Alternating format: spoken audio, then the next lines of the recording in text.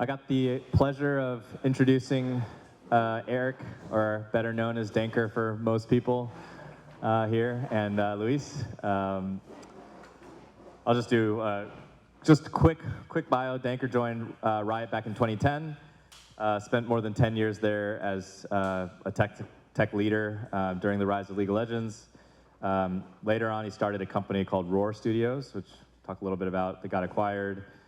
Did some shenanigans in Web3, and then now is back leading tech at Riot again. And Luis joined Bungie back in 2003 and shipped some legendary games that we all played, like Halo 1, 2, and 3, Destiny in 1 and 2. Became the CTO of Bungie back in 2020, I believe, and now is the CTO of Sony. I'm just going to call it Sony First Party Games. They have some weird business name that is corporate, and we don't remember. But so we're going to be covering a lot of more kind of leadership, hiring, building teams vibes. But before we get into some of that, maybe some background on, for both of you, when you all were hired at Riot 2010, Bungie 2003, what were you hired for? What was the state of the company? What was going on then? Yeah, so kind of to set the stage, Riot was about 150 folks at that time in late 2010. We had about 50 people in engineering. Engineering was broken up into 3 distinct groups. We had game engineering, we had platform engineering, that's where I landed as a senior platform engineer, and then we had web engineering. And League at that time was primarily just here in North America, and we had just kind of spun up our European shard of League. Got it. Yeah, Luis. So I joined Bungie in 2003, and again, to set the stage, Bungie had been recently acquired by Microsoft, probably a year into the acquisition. About 60 people. It felt a lot like a startup combined with a frat house. A bunch of folks trying to make games, very anti-corporate. So we asked Microsoft to tear down the walls, let us have an open space, let us work differently. Very small team, everyone knew what everybody else was doing. 0 production, nobody knew the state of anything at any point. But a lot of that, driven by passion, a lot of young folks that really wanted to make an amazing game. Yeah, and I guess I know there were some parallels between what Slothy was talking about and some of your journey. I guess, what were some, walk us through the journey of sort of Halo 1 and 2 and some of the multiplayer things that you were doing. Was it pretty lockstep with what he was talking about? Yeah, if you take John's story and change Call of Duty for Halo, a lot of the tech challenges that we're having were exactly the same. Yeah, dealing with host migration, dealing with integrating Xbox Live for the first time, all these different things. Almost line by line is the same story. Yeah, and I know for when you joined Riot, you guys were just starting the path to, 15 million concurrent users and, a very large game. I guess, what were some of the early tech challenges that you all dealt with? Was it similar? What kind of? No, it's a very different game, but I think one of the bigger challenges that we had was that the League of Legends platform was, again, this is back before microservices were really in vogue, and there was just no expectation that this game was ever going to be the kind of success that it was. So it was built in a very monolithic way. It was this, the platform team was a bunch of folks who'd done kind of like Java enterprisey type of stuff, so that was would fit in a single Tomcat server. And so, as you can imagine, as we started to scale up, that's where all of we had pain across the board, just to be clear, right? But a lot of the pain was that monolithic platform was hard to scale, and then the concept of degrading gracefully was just completely foreign to us, right? So we just kind of kept going up until it just tipped over, right? And so that was actually one of the things that I focused on when I first came in, was essentially doing performance testing, load testing, to figure out where are all the bottlenecks. How can we try to keep ahead of that CCU curve? Because we would have times where we built a login queue. We had times where people in Europe would literally come home from work, try to log into League of Legends, say, hey, cool, your time in queue is 4 hours. Go out to the bars all night, so they could then come back home and play League when they were done. That's So, amazing. so on trying to be very player centric, Yeah. we were Yeah. we were definitely not hitting the bar on that. Yeah. That's fascinating when I contrast that with like the journey for Halo 2, right? Which was again shipping for the first time on Xbox Live and changing the paradigm, right? Where you used to play a first-person shooter, you have to go to a server browser, choose how you're going to play. I think one of the biggest innovations we were driving at the time was this idea of like seamless matchmaking. Like you have a playlist, you go like there'll be a system that will put all the right players together, and that whole thing will magically work. Right, and it was a big challenge because we didn't know if it was going to work out. And then we're working with the platform side. They're not game developers. They didn't really fully understand what we were trying to do. So there's this constant back and forth of trying to tell the platform is like, hey, this thing that you're building, you have to shape it this other way, and had other developers kind of deliver that message, and then see that whole thing come through, and then seeing success. Like, hey, it's successful now. How do we make sure it keeps running, right? And how do we keep evolving it? So very, very similar in a bunch of interesting ways, even though it was like PC versus console and very different audiences at that point. Did you all have expectations for what the audience size of Halo 2 was supposed to be versus what it ended up being? And no, we had no idea. Like, that's same for Destiny, by the way. I think you always have this function in all these companies, like forecasting, that will tell you, like, hey, it's going to be X number of players. Hey, you're going to sell this many units. And they're usually wrong. Like, it's just super difficult to understand and to forecast what players are going to be able to do, or like their behavior, or how they're going to move from game to game. There's so many different factors. And still today, we still get it wrong. Yeah. I want to talk a little bit about sort of hiring and building teams. And before I get into that, I got to ask Danker a little bit about hiring Chris, the most important question of the day. What was that like? And you managed him for a little bit? Like, what's the... I did manage you for a hot second. Yeah, that's right. Yeah. Yeah. Well, what were your first impressions? This is being recorded, right? Yeah. All right. For anybody in the room that knows Chris Cobb, this is going to be very surprising to you that he was a bit of an opinionated person. Right? He had his ideas about. All jokes aside, the one thing that I would say that I remember from 2011 Chris Cobb that I think still shines through today is that player focus, right? Like, how do we, not just being a great technologist, right? But how do we bring that technology, the power that you have as a technology, but wield it for the betterment of players, right? I absolutely saw that. I would be surprised if that wasn't a reason that attracted Chris to Riot at that time. Yeah. Okay. So 60 person when you started, at Bungie, and what, 150 you 150, said? yeah. Obviously those teams have grown and your roles have grown. What are some lessons on the hiring process early days for Bungie and Riot, to sort of how you tuned and scaled over time? Yeah.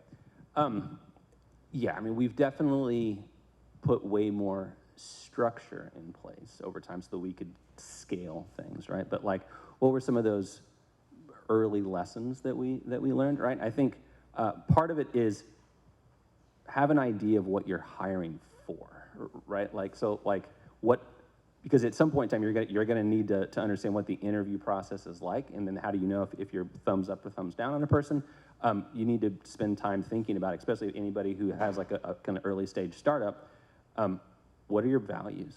What are the hard skills that you care about? But what are those kind of soft skills, cultural values? Because at least at Riot, what I've seen over the years of the thousands of engineers that we've had is a lot of times it's not if somebody struggles at Riot, it's not their hard skills that's the challenge, right? It's that we have a very unique culture, and so at times that's what can kind of get gunked up in the system. So really think about what you're hiring for, so then therefore you can write it down, build an interview process around it, and that even kind of pushes through to even how you think about performance management, career development. All these things are, there's an architecture to all of this.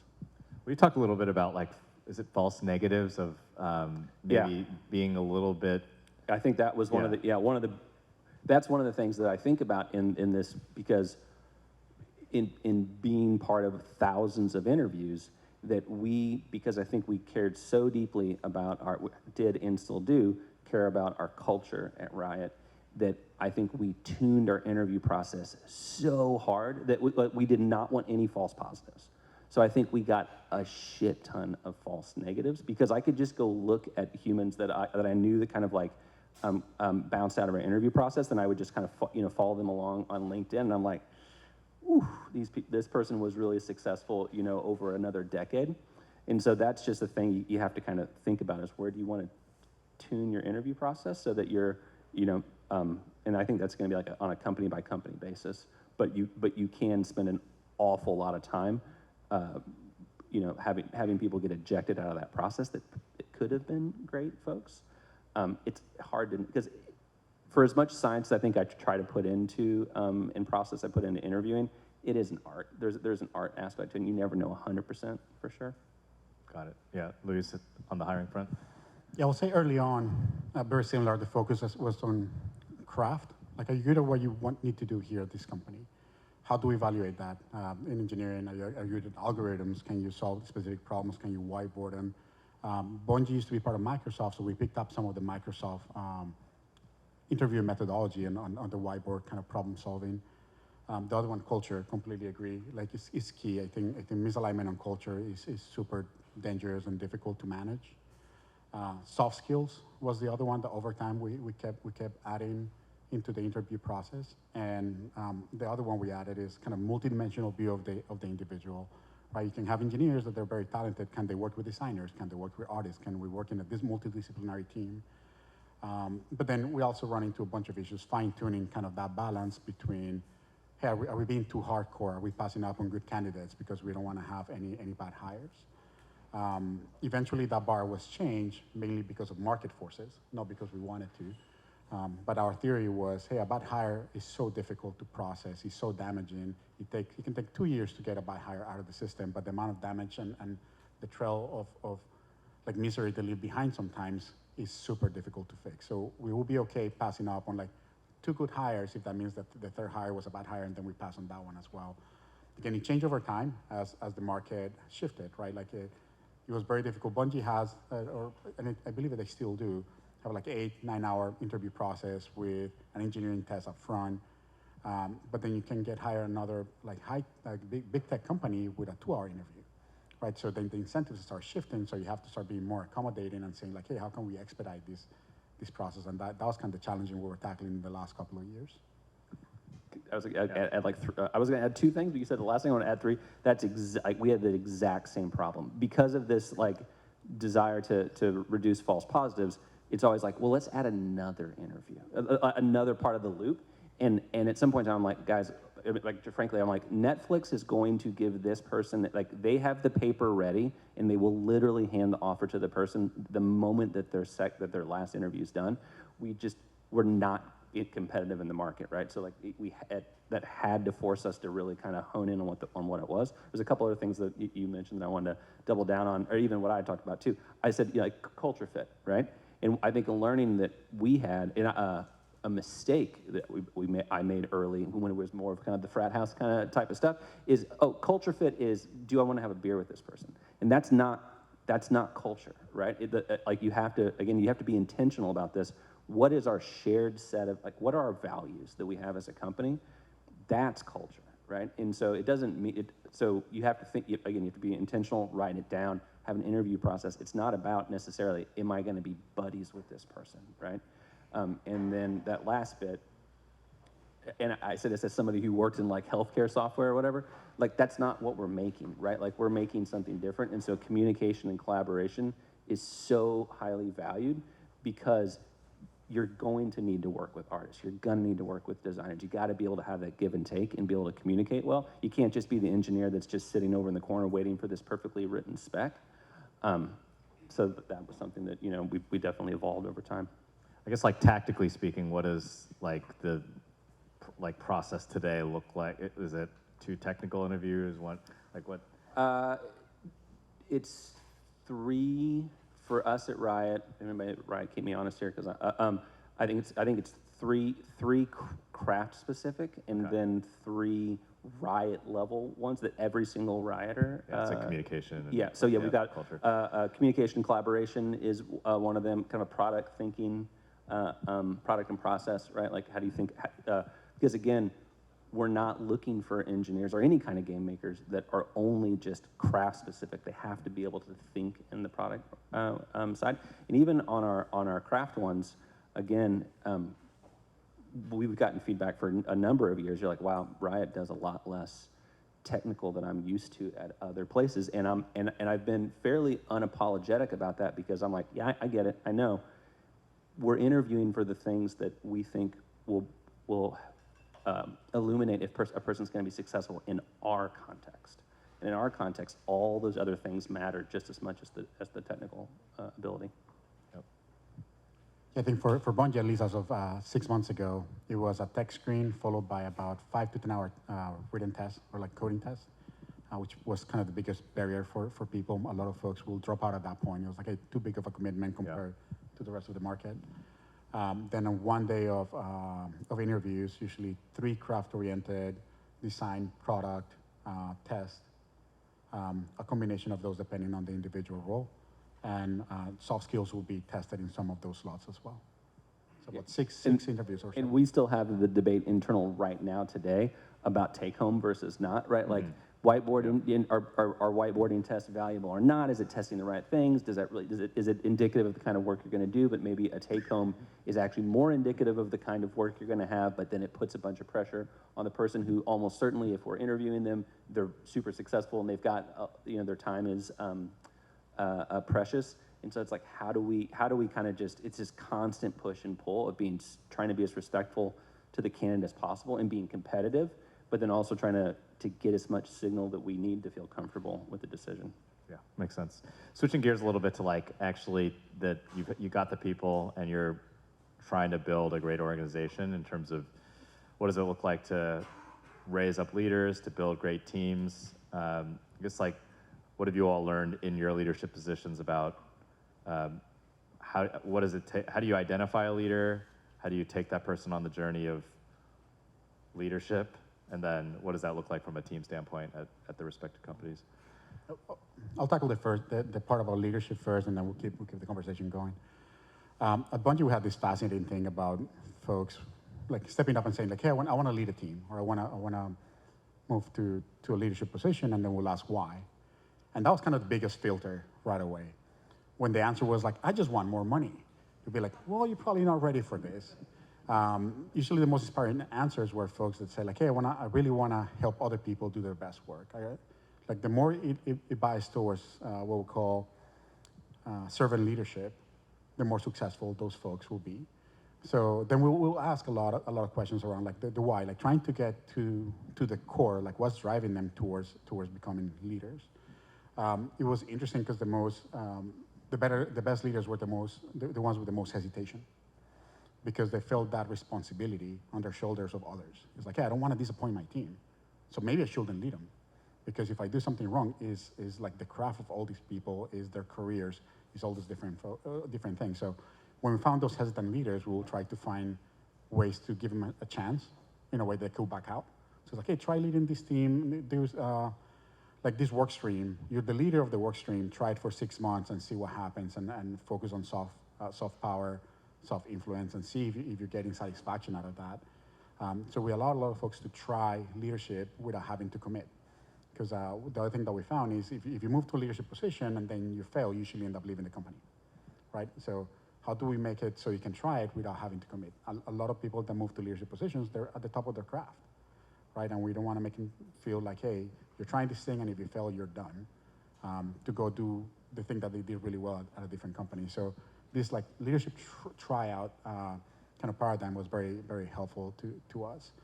We focus a lot on mentorship and sponsorship, like trying to identify folks that were curious, interested, have more one-on-ones with them, trying to get to the core of the why, and help them develop how they will do the leadership job themselves. Sometimes we will try this through, again, the work stream, sometimes through internships. Hey, you have an intern for the summer, see how that feels, see if you're comfortable with that. But yeah, the common theme was hesitation. Like most of the best leaders at Bungie were very hesitant to take on the roles. I just want to like triple down on everything that Luis he's just said. Like it's so awesome and hilarious to like we're just going on the exact same journey. But like probably for many people, the term job architecture is probably super unsexy. To me, it's like the sexiest thing on planet Earth. I love it because I care so much about this entire space, and I'm just kind of like a systems-y kind of thinker. And so, to again just kind of repeat a lot of things that you said, is that we think about, cool, what does that journey look like? So at Riot, we've got 6 levels on what's called the P track, right? And we have an M track for managers. One of the key things about the more money part is never fucking never make it such that if somebody wants to progress their career, they have to go into the management track. That is a disaster for everybody. It's a disaster for the person. It's a disaster for the person managing the manager, and it for sure is a disaster for the people getting managed by this person, right? And so we made it very clear early on that these were parallel paths at a certain point in time. And then even and Cobb, you can keep me honest here, when we were going through a really big inflection of hiring folks, myself and Mike Sievers, who we built this thing called Engineering Manager Boot Camp, because we're like, we got to go crank out some more managers at a pretty high rate, but we want to make sure we're doing it well. And to your point, and Cobb, again, get me honest, is that we would go identify about a cohort, like let's say a dozen people or 10 people, and we would go through this whole process of a number of weeks, 10 weeks, 12 weeks, whatever it was. And then at the end, almost every cohort we had a couple people say, oh, wait a second, this is what management is? I don't want to do that. And they're like, oh, but I can still make great money and grow my career? We're like, yes, for sure. And they're like, yeah, I'm out. And Cobb did that. He's like, nope, I'm going to go do this other thing over here, right? And I think one of the most important parts of that is we celebrated it every time. We're like, hell yeah, right? That's totally fine. It's totally fine. You learned all these skills. You can keep it with you. It's great that you know that you want to go here because of kind of what you said. You have to have the right orientation. I've told people I'm like a B+ engineer on my best day, right? But I do think that where I can add the most value to the organization is the path that I've chosen, right? And that's always what it's been about for me, is how do I generate value? And so that's kind of what we're looking for. We're looking for that servant leadership aspect. Don't ever force somebody into this, because it's a horrible path for everybody.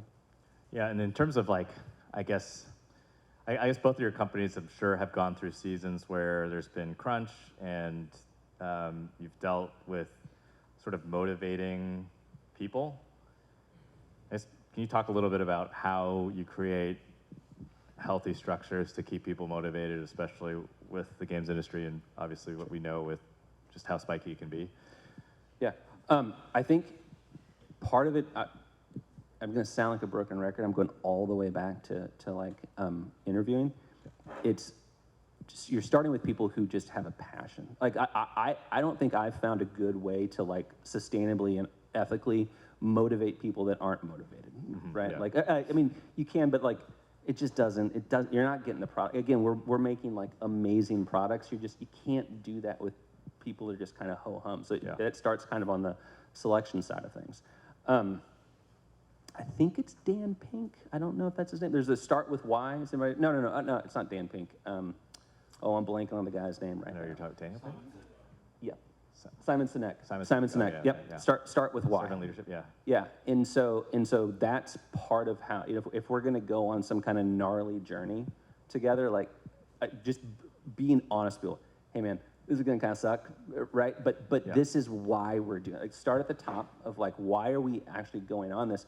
Frankly, also giving people a chance to get off the bus, right? Especially in startup land. We're this is going to be, we're getting ready to go through a pretty rough time. Do you want to be part of this? But we're at the bus stop right now. And no hard feelings, right? If you want to get off, that's fine. But I need to manage expectations of what this is going to be like. And I think the other part is this starts really early. It's going to sound like no duh. Give a shit about the people that you manage, right? Actually show that you care about them as a human, both at work and outside of work, right? Build that trust. That trust it's a two-way street, right? And if you spent the time kind of with all those things and building that culture of trust, folks are and all those other things are lined up with the passion and the why and all that kind of stuff, that's kind of, I think, how you end up getting some of the best out of people. Awesome. Anything to add? I think for me, I'll attach crunch and motivation, even though I think eventually they get attached in different ways. So first around crunch, I think there's multiple different versions of crunch. I think we all bucket it in the same thing, but they're different. I think there's the version that we all agree is bad, right? Which is the company's taking advantage of the employees, right? Like you don't want that level of crunch. It's bad production, like we're planning poorly or whatnot.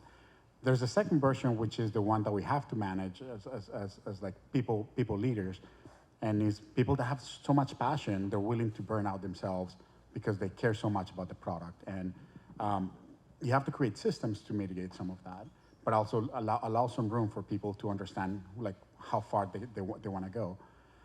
We have these situations at Bungie where folks will stay, like, I'll start with a story, Halo 2, probably the worst crunch we ever had. And at some point in the development process, there was a drawing in one of the whiteboards, and it was a cargo plane that was dropping cargo so it could land. And originally it was kind of a joke. The artists started putting names on some of the cargo boxes, and you'd be like, hey, feature X, feature Y. Like we were cutting features left and right to make sure the game will get finished. We'll be able to ship it. But then the boxes started changing names, and it got very dark very quickly. It's like my marriage, my kids, my pets, and he was like Jesus, and it was bad. Like we were working all day, all night. We were working weekends. It was 9 months at least of super intense crunch. So we get there, we ship. A lot of people are going to doctors. Their health took a big toll. A lot of broken marriages. Like the human toll of Halo 2 was massive. So we sat down and we said, never again. Like we don't want to have this culture, be the company that doesn't understand how long it takes to make a game. Now, making games is really hard. Like it's a creative process. Nobody can tell you with high level of precision how long it's going to take to make a AAA title. And then you're running against business constraints. Like you don't have infinite money either. So once you try to marry those two, it creates a pretty challenging setup. But you can manage it to the best of your ability. And that's what we ended up doing at Bungie.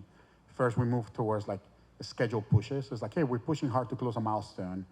So anytime we're pushing hard, it has to be time gated. It has to be approved by leadership, and it has to be compatible with like the talent that we have. So we started doing things like shifts. Like, hey, everybody's working 8 hours a day, but to get coverage, some people work early, some people work a little bit later during the day. That was very successful. So it was intense, but it wasn't crunch in terms of working 50, 60, 70 hours a week. We try a bunch of different experiments like that, but we still run into issues with folks who work 70, 80 hours a week because they deeply care about the thing they're working on, even if management was not dictating it, even if nobody was telling them what to do. So we started moving into a system where during the review process, we will say, hey, this person did really well, but they crunch a lot to do that, and it wasn't like crunch that anybody was asking them to do. So they're doing more because they're working more hours. We're actually going to hold them back from promotion until they find like the right balance. And this was highly controversial, right? Because people are working really hard. But that created, kind of codified that culture of like, hey, we're trying to keep a more steady like work-life balance and not only talk about it, but actually try to get it as part of the system.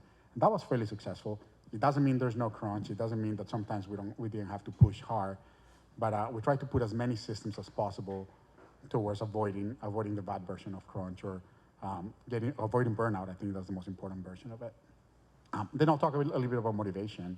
You mentioned Dan Pink earlier. I use Dan Pink's framework. He has this framework about motivation, which is like mastery, purpose, and autonomy.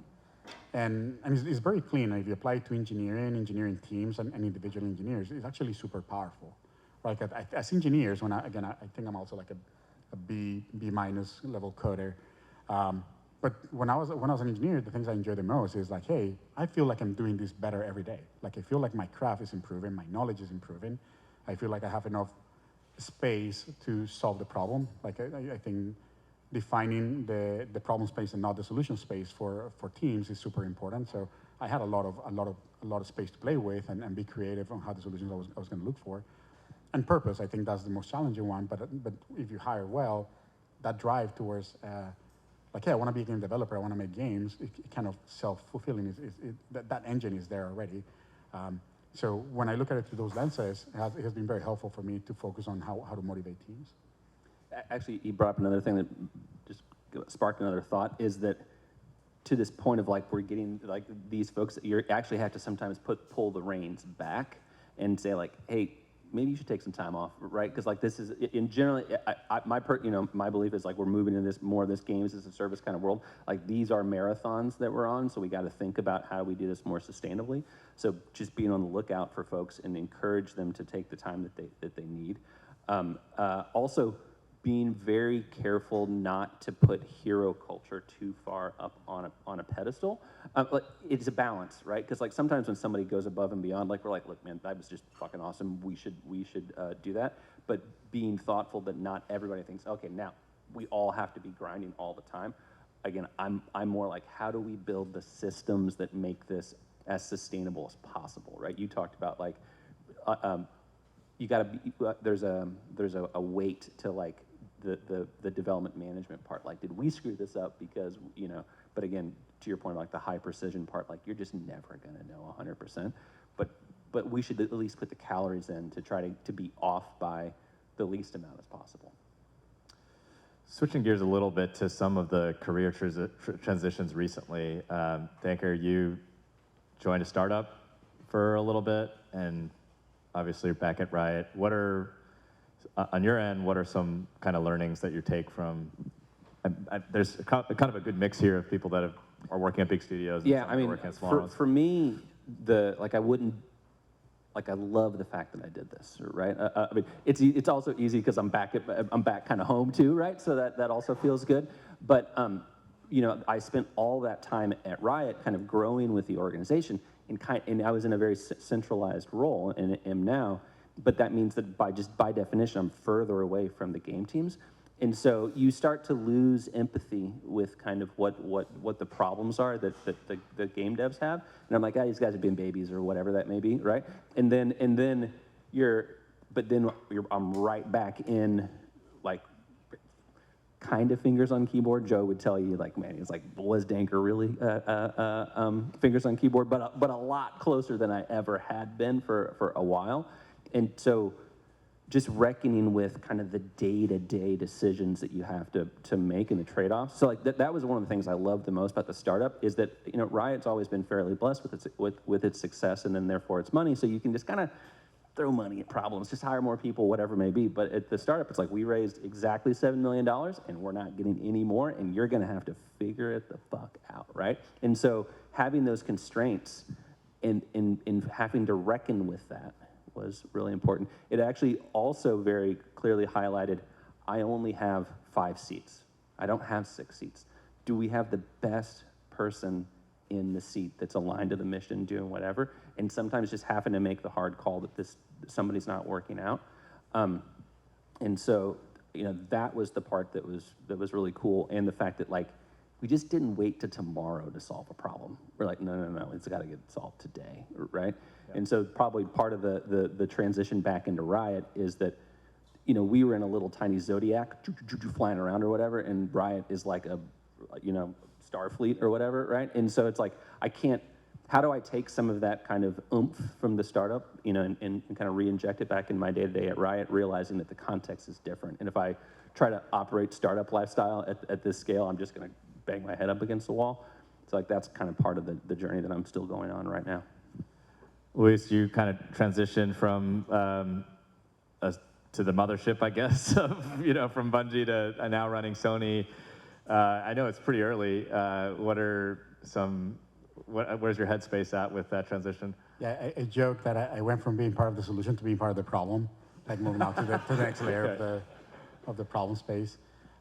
It's been very interesting. I think coming with the perspective of the studio is very helpful, right? Because like when the studio says like, hey, we don't want to depend on central teams, I was like, I totally get it. I didn't want to depend on central teams. So I have to build a thing that works for the studios. Like, for context, PlayStation Studios is about 17 to 20 studios, depending on how you count, highly independent. They don't really talk to each other very often, very successful for the most part, have built iconic franchises in the past, and then random guy comes in and is like, hey, you should share more technology. And they're like, who are you? Like, why? Like, we haven't done this we haven't made any changes in the last 30 years. Why should we be changing anything right now? So part of the challenge, and the thing that was very appealing about this role is, well, take everything I have learned over the last few decades around like running a studio, running technology for the studio, the challenges of game development, understand the needs of the different studios, and then solve the needs they actually have versus the needs I want them to have. When you're building central technology teams, it's very easy to fall in love with the technology and not the need. And the approach that I want to take here is saying, like, no, let's identify the needs and then solve the actual needs that the studio have. The industry is going through a pretty challenging period right now. The cost of game development has gone up. Like sharing is one potential avenue of amortizing some of that cost and accelerating some of the timelines, right? Game development is not only more expensive, it's taking longer than ever to make a AAA title, right? Which adds risk, which adds so much more complexity. Technology is one of the few ways we can help with that. And again, it's not silver bullet, but it can accelerate some of this. If you have common online technology, that's something that the game teams don't have to solve again. If you have certain things in terms of infrastructure, that's something that the game teams don't have to focus on. So they can focus just on the fun part of making the game. But then convincing successful studios to change the way they work is very difficult. So yeah, the transition of like, hey, being on the other side of that at Bungie, where I was like, I don't need any help from anybody. Like all these people are trying to sell me things I don't want.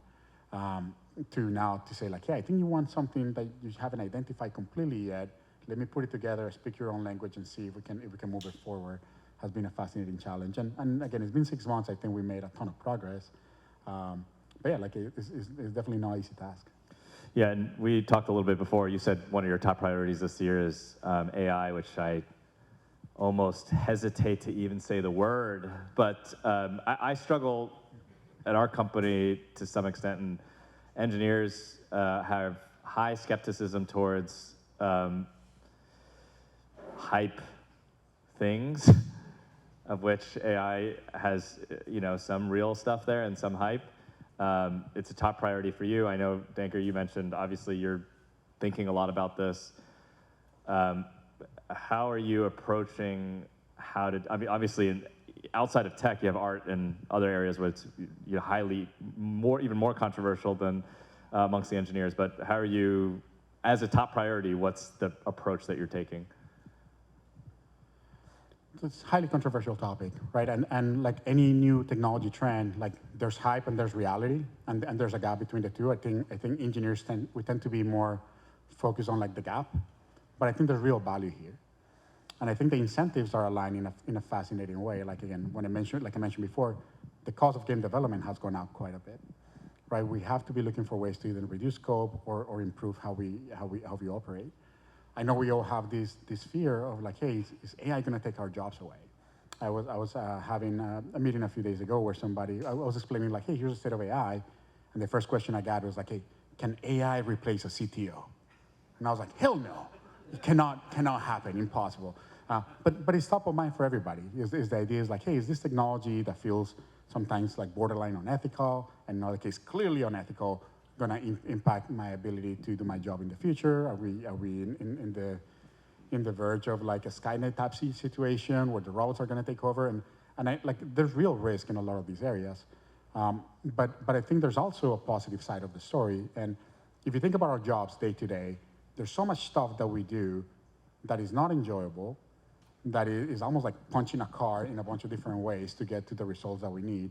How do we push all the stuff in a way that AI or automation or technology can help us? And AI sometimes feels like an excuse, so we can put the data in the right place and start looking at the projects the right way. So the way I look at it is, at least for Sony and then personally, is like, how do we approach this from an ethical perspective where AI can accelerate our workflows and not a way to like change our jobs? The other thing I'll mention is almost every single technology advancement that has impacted game development in one way or another has not reduced the cost or the number of people working on games. It has pushed the frontier of quality even further. And I think this is going to be no different. So I understand the fears, but I think we have to understand it. And I'd rather do this on my terms than somebody else's terms. So I think that's really important from a company perspective, understand it, try to integrate it, and then say, this is how we want to do this in the future versus ignoring it altogether. pretty much +1 to every single thing that Luis said. A couple other thoughts I think about, like, part of it, so yeah, AI is a big deal for us at Riot as well.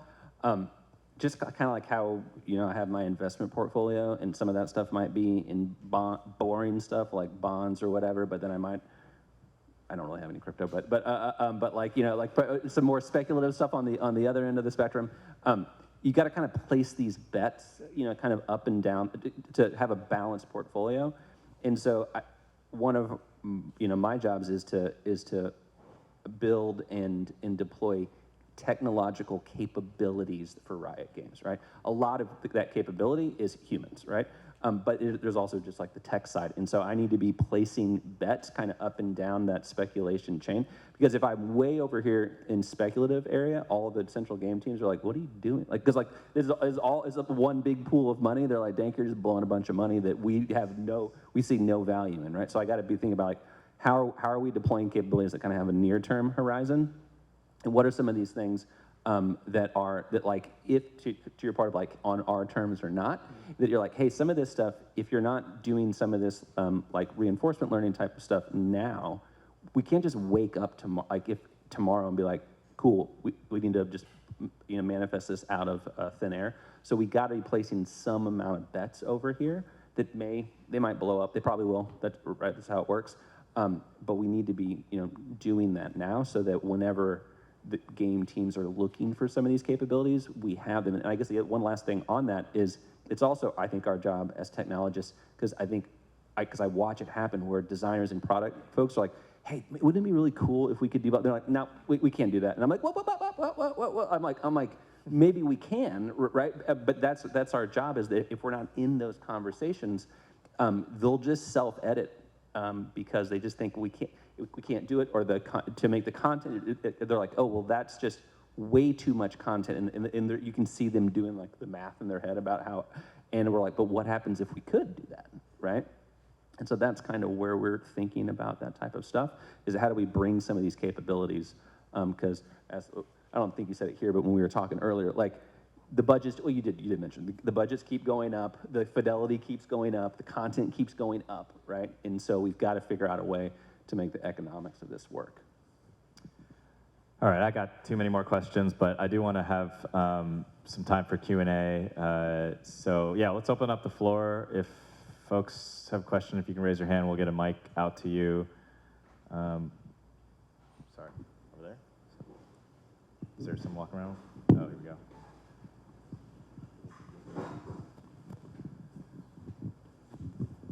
I'm going to give a bit of a spicy question from something that you said earlier, Danker. Sorry. On the management versus IC tracks, I think one of the issues that a lot of people run into is that both are rewarded and celebrated. I think there tends to be higher volume on the M tracks the further you go up, and than the IC tracks, you know? So like, how many... Higher volume and, sorry. More positions. Like, so when you're looking at it, it's like, well, if I want to get to this level 6, there's 40 managers across the company at that level. There's 4 ICs because we just don't need that. So how do you kind of manage that, or how do you want to create your systems, your job architecture systems to handle that type of thing? Yeah, there's a couple things to that. Like, actually, one of the things that I worked on, as what I called my reboarding back to Riot, was that this isn't exactly what you're saying, Justin, but it's in the ballpark where it's like, so there's, and this is going to sound a little bit boring for a second, there's P track at Riot, there's M track, there's E track for executive, right? And so generally, for M track, you can still keep going up into E, but at Riot, P6 was kind of this term, as a senior principal engineer, was kind of terminal, right? And so one of the things that I did as part of my onboarding is like, well, what does that journey look like? And frankly, I'm just gonna be, so Justin is over at Theorycraft right now, a bunch of awesome former Rioters over there. And actually part of the conversation was, we're like, hey, how do we keep some of these amazing makers who don't want to flip over into some M track, but don't want to feel capped at P6? And so that one of the things that I worked on was what we're calling distinguished engineer inside of Riot, right? Which is like, what is that? Essentially, what is that kind of uncapped track like? Again, this isn't exactly what you're talking about, but it's in that. But I think it's in that. When you tell me, it feels like it's in that ballpark of giving people that still want to be extremely impactful ICs some kind of room for progression. Does that? No? Yeah. Okay. Other questions? Oh, over there on the back.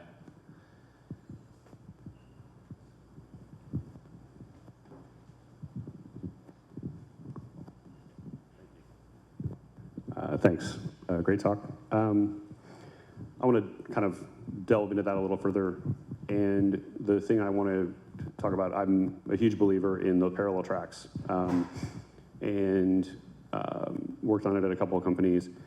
What is the coaching and what you call role crafting, job crafting, and walking people through that journey on the IC track? Because it still involves leadership once you get up into those levels. And so how do you explain to them the difference in what high level IC leadership means as opposed to managerial leadership?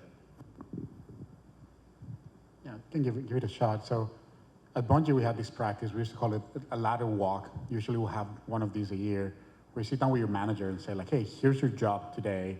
Here's the potential in the job architecture system. Here's what the other jobs that you could be looking at and the growth and the different expectations. So if you're looking at IC, like if you have the right job architecture set up, it should be a pretty straightforward conversation. Now, there's always some gray areas, right? Like what does it mean to be an expert in machine learning, level 5 versus level 6, right? So there's nuance, and for that nuance, we'll try to provide some examples. But there's some fluffiness around there to be sure. Like this is not exact science. If somebody's telling you like, hey, here's the 5 check boxes to get from L5 to L6, you're doing it wrong, just to be very frank. So acknowledging that there's nuance and there's a gray area, and then how do you evaluate that, and then align with the individual, with the talent, and like how you're thinking about it is the most important part. But yeah, ladder walks was what we call them, and the most effective way for us to deal with that progression on the IC track. As like, hey, what does a P6 look like? Yeah, I'll add a little bit more. One of the things that you mentioned, I think, is really important, is early on distinguishing management from. Don't let people fall into the trap that leadership must mean management, right? And you highlighted that, right? That there are all sorts of extremely important and fulfilling leadership opportunities, and still be kind of on the IC, on that IC track, right? But kind of like, I don't think we formalized it kind of like what you said with the ladder walk, but we have pretty detailed job, the overall job architecture. It's on a Notion page, like an engineering hub that we have. Every single job description is very clearly outlined, right? So helping people kind of walk that path. And there was one other thought, and it is blanking right now on that. What was I going to say? Oh, one thing that I haven't kind of cracked this nut. It's just like every architecture you make has some kind of pros and cons, or there's some bugs. You're like, this doesn't quite fit. Is that when you kind of get up into that senior level P track at Riot, there's actually kind of two subtly, not actually that subtly, different shapes. There's the I am just a god, and you point me at a problem, and I just crush it with code. It's like really, really crazy individual contributor, and then you have more of that architect kind of shape, and we still kind of shove those two types of people into the same job, and that does create some tension. But I've kept it because splitting it also brings its own set of problems as well. So I think it's about just kind of having that kind of that general conversation around it as well. Thank you. Yeah, in my mind, it's a lot about the soft skills, and what do those soft skills look like when you are, how are you exhibiting those soft skills when you get up to those levels, kind of thing. So, thank you. Yeah. Maybe we have time for one more question. Hey, it's Drew. Have you ever experienced sort of a supply and demand problem with the two parallel tracks? I think one of the things that we experience is a lot more people understand the IC track and they want to go down that track. And then you also have that combined with the problem of like maybe some of your best managers are the hesitant ones. So how do you encourage people to go on the management track that you think would be successful on that track? Sure. I don't know if we've had a supply and demand problem. I think one thing that we've had at Riot that we're trying to bend it back a bit is I think we let, so at Riot, you kind of have this, you kind of fork off at a P4 and an M3 are equivalent, right? So that's your first manager level. And I think we spent probably too much time emphasizing the managerial part of an engineering manager and not enough of the engineer side. And so one of the things that we're trying to do now, I think this kind of, it doesn't really 100% answer supply demand, but there's a part of it which is trying to push people back to saying, hey, you still need to be pretty technical as an M3 and probably even a senior manager M4, right? Not to say you're not going to be technical, but let me be more specific. You should be in the code as an M3, right? And so I think there was a time at Riot that we pulled that too far to the side, and then that has all these interesting knock-on effects. Because what we ended up what happens is these P4s started to, now they had to start do a bunch of the things that the M3s were doing or whatever, and so now we're having to kind of pull it back, and so for the P people, it feels like we're putting them in a box, and we're like, not really. We're trying to get the other folks to maybe,